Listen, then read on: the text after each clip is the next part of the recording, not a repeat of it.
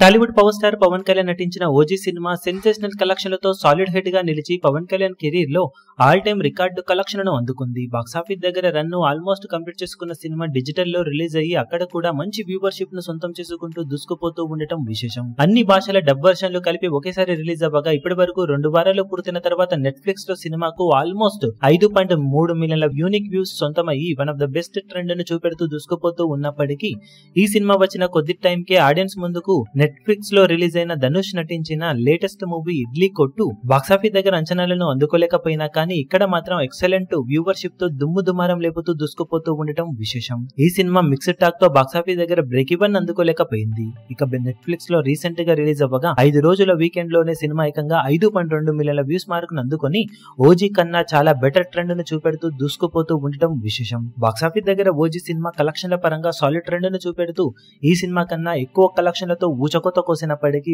Digital లో మాత్రం Netflix లో ఇడ్లీ కొట్టు మూవీ సాలిడ్ గా ట్రెండ్ ను చూపెడుతూ సెన్సేషనల్ వ్యూవర్షిప్ తో ఓజీని దాటేసి సాలిడ్ ట్రెండ్ ను కొనసాగిస్తూ ఉండటం విశేషం.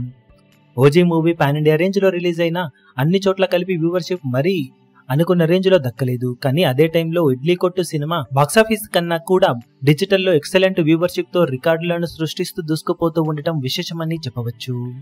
ఈ వీడియో మీకు నచ్చినట్లయితే లైక్ చేయండి, షేర్ చేయండి, ఛానల్ ను సబ్స్క్రైబ్ చేయడం మాత్రం మరవకండి. ఏ చిన్న అప్డేట్ ను మిస్ అవ్వకూడదు అనుకుంటే బెల్ ఐకాన్ ను ప్రెస్ చేయండి.